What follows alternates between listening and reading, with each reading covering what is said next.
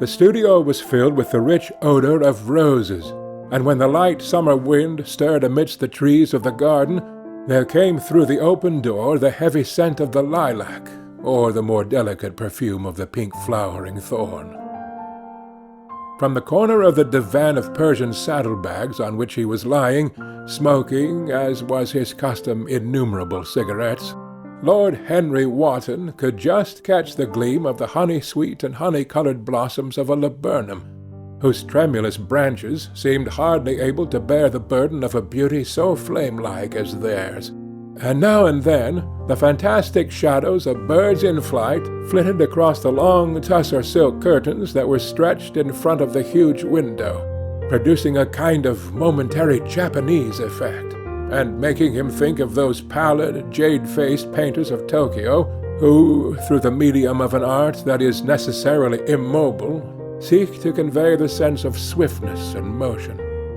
The sullen murmur of the bees, shouldering their way through the long unmown grass, or circling with monotonous insistence round the dusty gilt horns of the struggling woodbine, seemed to make the stillness more oppressive.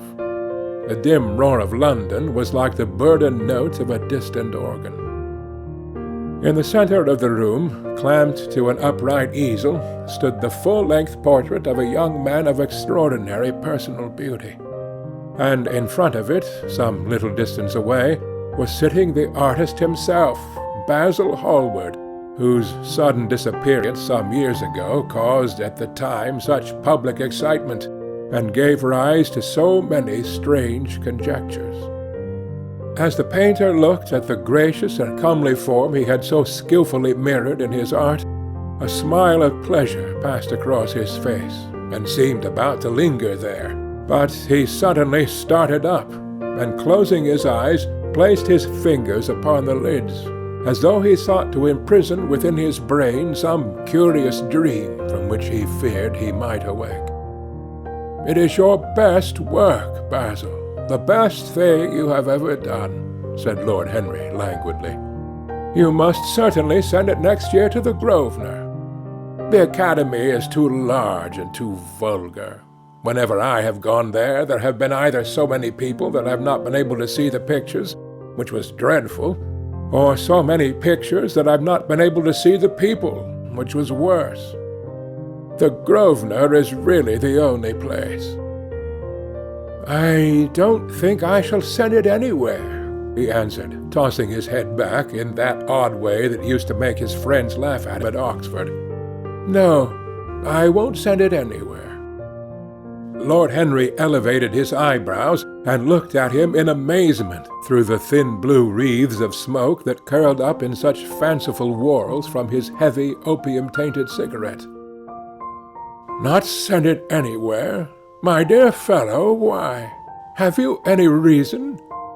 What odd chaps you painters are!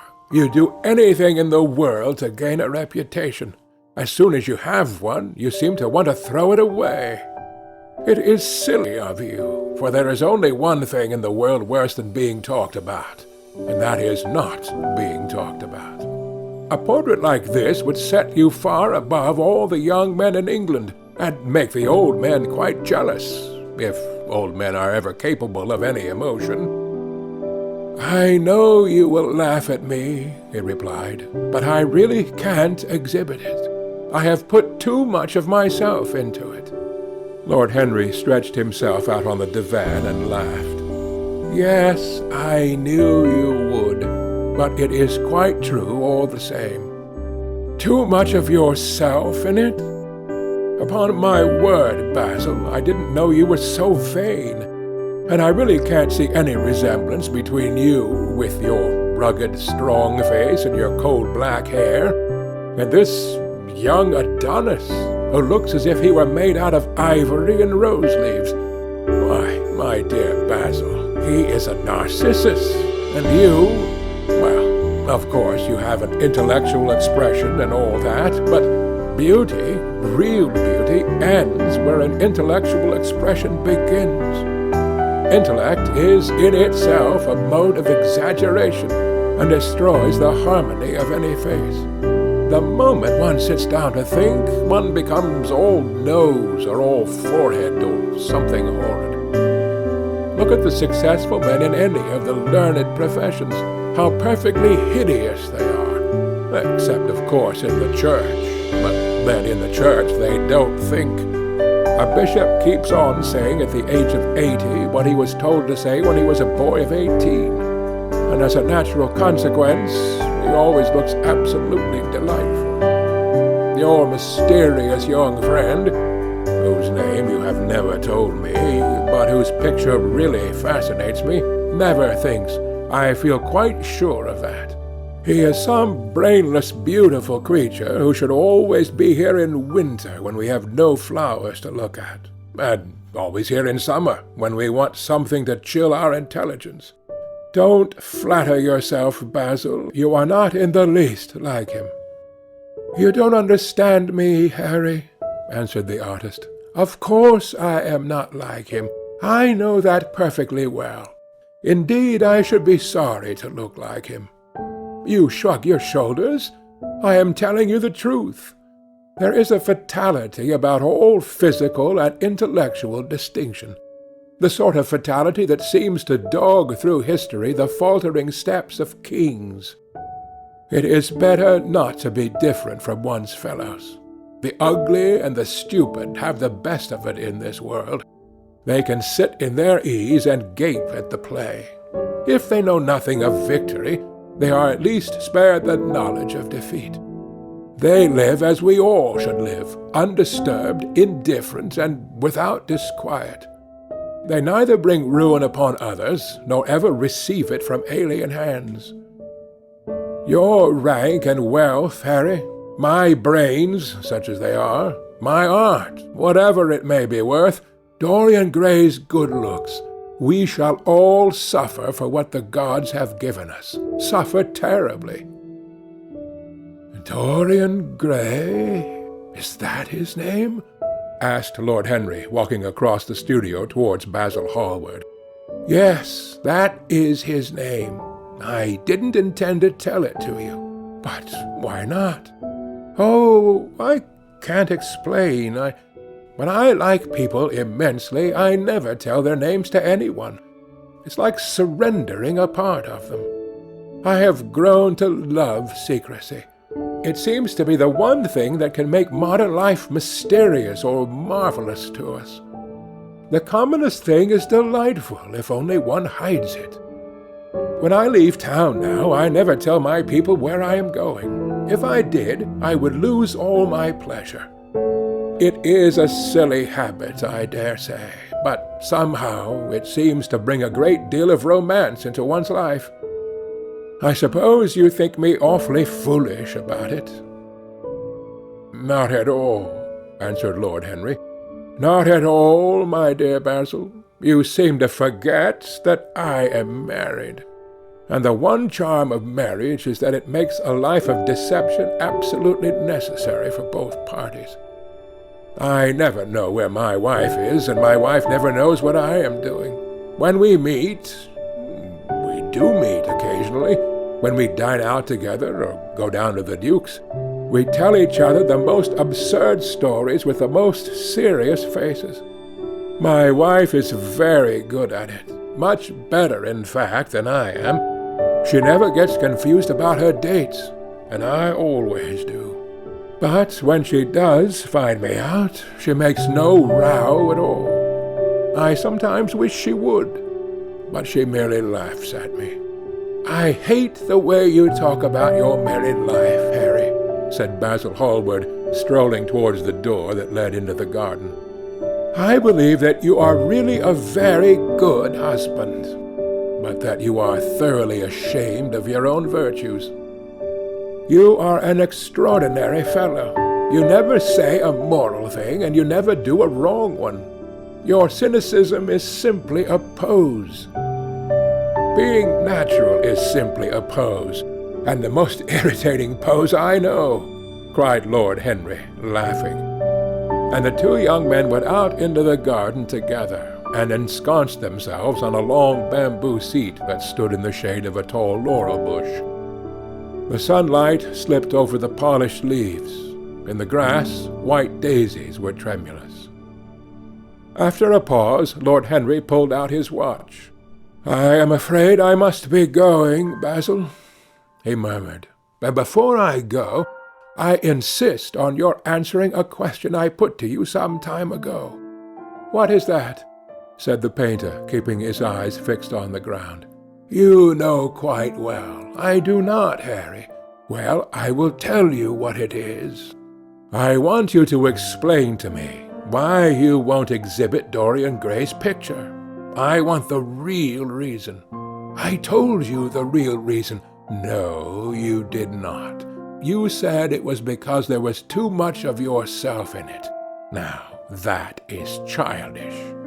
"Harry," said Basil Hallward, looking him straight in the face, "every portrait that is painted with feeling is a portrait of the artist, not of the sitter. The sitter is merely the accident, the occasion. It is not he who is revealed by the painter. It is rather the painter who, on the coloured canvas, reveals himself. The reason I will not exhibit this picture is that I am afraid that I have shown in it the secret of my own soul." Lord Henry laughed. "And what is that?" he asked. "I will tell you," said Hallward, but an expression of perplexity came over his face. "I am all expectation, Basil," continued his companion, glancing at him. "Oh, there is really very little to tell, Harry," answered the painter, "and I'm afraid you will hardly understand it. Perhaps you will hardly believe it." Lord Henry smiled, and leaning down, plucked a pink-petalled daisy from the grass and examined it. "I am quite sure I shall understand it," he replied, gazing intently at the little golden white-feathered disk. "And as for believing things, I can believe anything, provided that it is quite incredible." The wind shook some blossoms from the trees, and heavy lilac blooms, with their clustering stars, moved to and fro in the languid air. A grasshopper began to chirrup by the wall, and, like a blue thread, a long, thin dragonfly floated past on its brown gauze wings. Lord Henry felt as if he could hear Basil Hallward's heart beating, and wondered what was coming. "The story is simply this," said the painter after some time. 2 months ago, I went to a crush at Lady Brandon's. You know, we poor artists have to show ourselves in society from time to time, just to remind the public that we are not savages. With an evening coat and a white tie, as you told me once, anybody, even a stockbroker, can gain a reputation for being civilized. Well, after I had been in the room about 10 minutes, talking to huge overdressed dowagers and tedious academicians, I suddenly became conscious that someone was looking at me.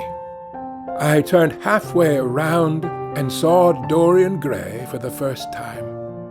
When our eyes met, I felt that I was growing pale. A curious sensation of terror came over me. I knew that I had come face to face with someone whose mere personality was so fascinating that if I allowed it to do so, it would absorb my whole nature, my whole soul, my very art itself. I did not want any external influence in my life. You know yourself, Harry, how independent I am by nature. I have always been my own master, had at least always been so, till I met Dorian Gray. Then, but I don't know how to explain it to you. Something seemed to tell me that I was on the verge of a terrible crisis in my life. I had a strange feeling that fate had in store for me exquisite joys and exquisite sorrows. I grew afraid and turned to quit the room. It was not conscience that made me do so. It was a sort of cowardice. I take no credit to myself for trying to escape. Conscience and cowardice are really the same things, Basil. Conscience is the trade name of the firm. That is all. I don't believe that, Harry, and I don't believe you do either. However, whatever was my motive, and it may have been pride, for I used to be very proud, I certainly struggled to the door. There, of course, I stumbled against Lady Brandon. "You are not going to run away so soon, Mr. Hallward?" she screamed out. You know her curiously shrill voice.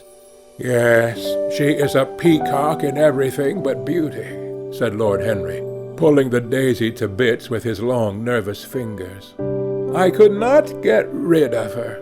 She brought me up to royalties, and people with stars and garters, and elderly ladies with gigantic tiaras and parrot noses. She spoke of me as her dearest friend. I had only met her once before, but she took it into her head to lionize me. I believe some picture of mine had made a great success at the time, or at least had been chattered about in the penny newspapers, which is the 19th century standard of immortality. Suddenly, I found myself face to face with the young man whose personality had so strangely stirred me. We were quite close, almost touching. Our eyes met again. It was reckless of me, but I asked Lady Brandon to introduce me to him. Perhaps it was not so reckless after all. It was simply inevitable. We would have spoken to each other without any introduction. I am sure of it. Dorian told me so afterwards. He too felt that we were destined to know each other. "And how did Lady Brandon describe this wonderful young man?" asked his companion. "I know she goes in for giving a rapid précis of all her guests. I remember her bringing me up to a truculent and red-faced old gentleman covered all over with orders and ribbons, and hissing into my ear, in a tragic whisper which must have been perfectly audible to everybody in the room, the most astounding details. I simply fled. I like to find out people for myself. But Lady Brandon treats her guests exactly as an auctioneer treats his goods. She either explains them entirely away, or tells one everything about them except what one wants to know." "Poor Lady Brandon, you are hard on her, Harry," said Hallward listlessly. "My dear fellow, she tried to found a salon and only succeeded in opening a restaurant. How could I admire her?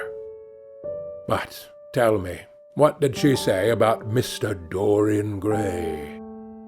"Oh, something like, 'Charming boy, poor dear mother and I absolutely inseparable. Quite forget what he does, afraid he doesn't do anything. Oh yes, plays the piano.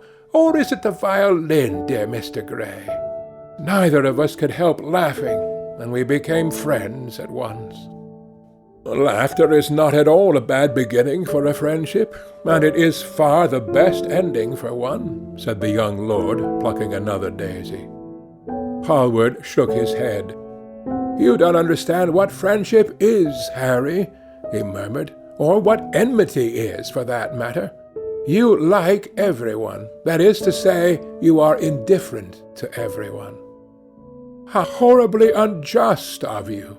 cried Lord Henry, tilting his hat back and looking up at the little clouds that, like ravelled skeins of glossy white silk, were drifting across the hollowed turquoise of the summer sky. "Yes, horribly unjust of you. I make a great difference between people. I choose my friends for their good looks, my acquaintances for their good characters, and my enemies for their good intellects. A man cannot be too careful in the choice of his enemies. I have not got one who is a fool. They are all men of some intellectual power, and consequently they all appreciate me. Is that very vain of me? I think it is rather vain." "I should think it was, Harry. But according to your category I must be merely an acquaintance. My dear Basil, you are much more than an acquaintance." and much less of a friend. A sort of brother, I suppose." "Oh, brothers. I don't care for brothers. My elder brother won't die, and my younger brothers seem never to do anything else." "Harry!" exclaimed Hallward, frowning. "My dear fellow, I am not quite serious, but I can't help detesting my relations. I suppose it comes from the fact that none of us can stand other people having the same faults as ourselves. I quite sympathize with the rage of the English democracy against what they call the vices of the upper orders. The masses feel that drunkenness, stupidity, and immorality should be their own special property, and if any one of us makes an ass of himself, he is poaching on their preserves. When poor Southwark got into the divorce court, their indignation was quite magnificent, and yet I don't suppose that 10% of the proletariat live correctly. I don't agree with a single word that you have said, and what is more, Harry, I feel sure you don't either." Lord Henry stroked his pointed brown beard and tapped the toe of his patent leather boot with a tasselled ebony cane. "How English you are, Basil! That is the second time you have made that observation. If one puts forth an idea to a true Englishman, always a rash thing to do, he never dreams of considering whether the idea is right or wrong. The only thing he considers of any importance is whether one believes it oneself. Now, the value of an idea has nothing whatsoever to do with the sincerity of the man who expresses it. Indeed, the probabilities are that the more insincere the man is, the more purely intellectual will the idea be, as in that case it will not be coloured by either his wants, his desires, or his prejudices. However, I don't propose to discuss politics, sociology, or metaphysics with you. I like persons better than principles, and I like persons with no principles better than anything else in the world. Tell me more about Mr. Dorian Gray. How often do you see him?" "Every day. I couldn't be happy if I didn't see him every day. He is absolutely necessary to me." "How extraordinary! I thought you would never care for anything but your art." "He is all my art to me now," said the painter gravely. "I sometimes think, Harry, that there are only two eras of any importance in the world's history. The first is the appearance of a new medium for art, and the second is the appearance of a new personality for art also. What the invention of oil painting was to the Venetians, the face of Antinous was to late Greek sculpture, and the face of Dorian Gray will some day be to me. It is not merely that I paint from him, draw from him, sketch from him. Of course I have done all that, but he is much more to me than a model or a sitter. I won't tell you that I am dissatisfied with what I have done of him, or that his beauty is such that art cannot express it. There is nothing that art cannot express, and I know that the work I have done since I met Dorian Gray is good work, is the best work of my life. But in some curious way, I wonder will you understand me, his personality has suggested to me an entirely new manner in art, an entirely new mode of style. I see things differently. I think of them differently. I can now recreate life in a way that was hidden from me before. A dream of form in days of thought. Who is it that says that? I forget, but it is what Dorian Gray has been to me. The merely visible presence of this lad, for he seems to me little more than a lad, though he is really over 20, his merely visible presence. I wonder, can you realize all that that means?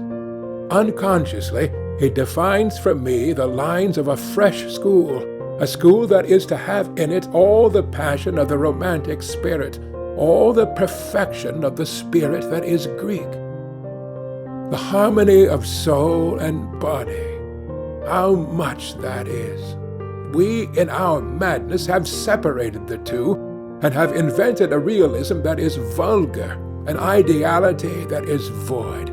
Harry, if you only knew what Dorian Gray is to me. You remember that landscape of mine, for which Agnew offered me such a huge price, but which I would not part with? It is one of the best things I've ever done. And why is it so? Because, while I was painting it, Dorian Gray sat beside me. Some subtle influence passed from him to me, and for the first time in my life I saw in the plain woodland the wonder I had always looked for and always missed. Basil, this is extraordinary. I must see Dorian Gray. Hallward got up from the seat and walked up and down the garden. After some time he came back. Harry, he said, Dorian Gray is to me simply a motive in art. You might see nothing in him. I see everything in him. He is never more present in my work than when no image of him is there. He is a suggestion, as I have said, of a new manner. I find him in the curves of certain lines, in the loveliness and subtleties of certain colors. That is all. Then why won't you exhibit his portrait? Asked Lord Henry. Because, without intending it, I have put into it some expression of all this curious artistic idolatry, of which, of course, I have never cared to speak to him. He knows nothing about it. He shall never know anything about it. But the world might guess it, and I will not bare my soul to their shallow prying eyes. My heart shall never be put under their microscope. There is too much of myself in the thing, Harry, too much of myself. Poets are not so scrupulous as you are. They know how useful passion is for publication. Nowadays, a broken heart will run to many editions. I hate them for it, cried Hallward. An artist should create beautiful things, but should put nothing of his own life into them. We live in an age when men treat art as if it were meant to be a form of autobiography. We have lost the abstract sense of beauty. Some day I will show the world what it is, and for that reason the world shall never see my portrait of Dorian Gray. I think you are wrong, Basil, but I won't argue with you. It is only the intellectually lost who ever argue. Tell me, is Dorian Gray very fond of you? The painter considered for a few moments. He likes me, he answered after a pause. I know he likes me. Of course, I flatter him dreadfully. I find a strange pleasure in saying things to him that I know I shall be sorry for having said. As a rule, he is charming to me, and we sit in the studio and talk of 1,000 things. Now and then, however, he is horribly thoughtless, and seems to take a real delight in giving me pain. Then I feel, Harry, that I have given away my whole soul to someone who treats it as if it were a flower to put in his coat, a bit of decoration to charm his vanity, an ornament for a summer's day. Days in summer, Basil, are apt to linger, murmured Lord Henry. Perhaps you will tire sooner than he will. It is a sad thing to think of, but there is no doubt that genius lasts longer than beauty. That accounts for the fact that we all take such pains to overeducate ourselves. In the wild struggle for existence, we want to have something that endures, so we fill our minds with rubbish and facts in the silly hope of keeping our place. The thoroughly well-informed man, that is the modern ideal. And the mind of the thoroughly well-informed man is a dreadful thing. It is like a bric-a-brac shop, all monsters and dust, with everything priced above its proper value. I think you will tire first, all the same. Some day you will look at your friend, and he will seem to you to be a little out of drawing, or you won't like his tone of colour, or something. You will bitterly reproach him in your heart, and seriously think that he has behaved very badly to you. The next time he calls, you will be perfectly cold and indifferent. It will be a great pity, for it will alter you.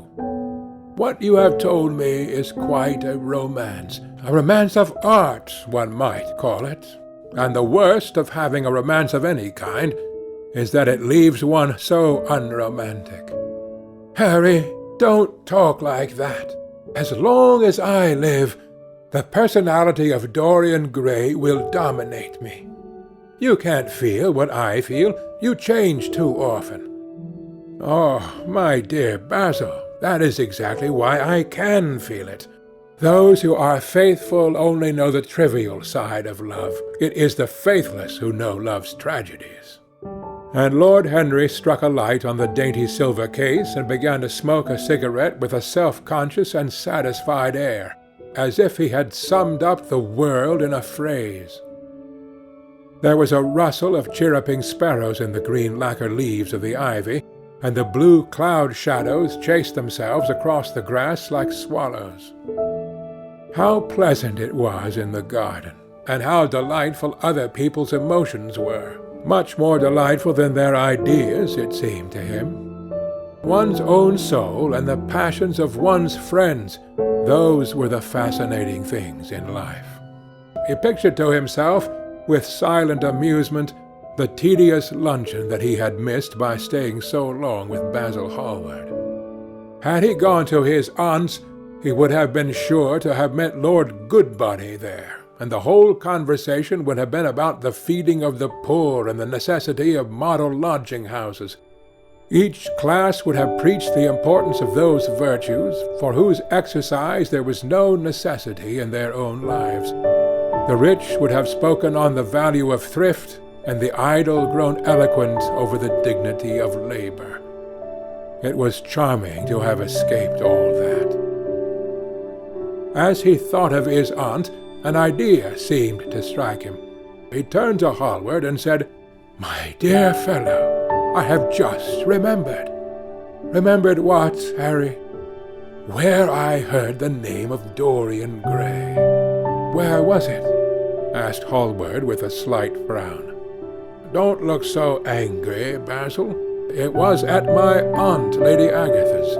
She told me she had discovered a wonderful young man who was going to help her in the East End, and that his name was Dorian Gray. I am bound to state that she never told me he was good-looking. Women have no appreciation of good looks, at least good women have not. She said that he was very earnest and had a beautiful nature. I at once pictured to myself a creature with spectacles and lank hair, horribly freckled, and tramping about on huge feet. I wish I had known it was your friend." "I am very glad you didn't, Harry." "Why?" "I don't want you to meet him." "You don't want me to meet him?" "No." "Mr. Dorian Gray is in the studio, sir," said the butler, coming into the garden. "You must introduce me now," cried Lord Henry, laughing. The painter turned to his servant, who stood blinking in the sunlight. "Ask Mr. Gray to wait, Parker. I shall be in a few moments." The man bowed and went up the walk. Then he looked at Lord Henry. "Dorian Gray is my dearest friend," he said. "He has a simple and a beautiful nature. Your aunt was quite right in what she said of him. Don't spoil him. Don't try to influence him. Your influence would be bad. The world is wide and has many marvelous people in it. Don't take away from me the one person who gives to my art whatever charm it possesses. My life as an artist depends on him. Mind, Harry, I trust you." He spoke very slowly, and the words seemed wrung out of him, almost against his will. "What nonsense you talk," said Lord Henry, smiling, and taking Hallward by the arm, he almost led him into the house. End of chapter 1.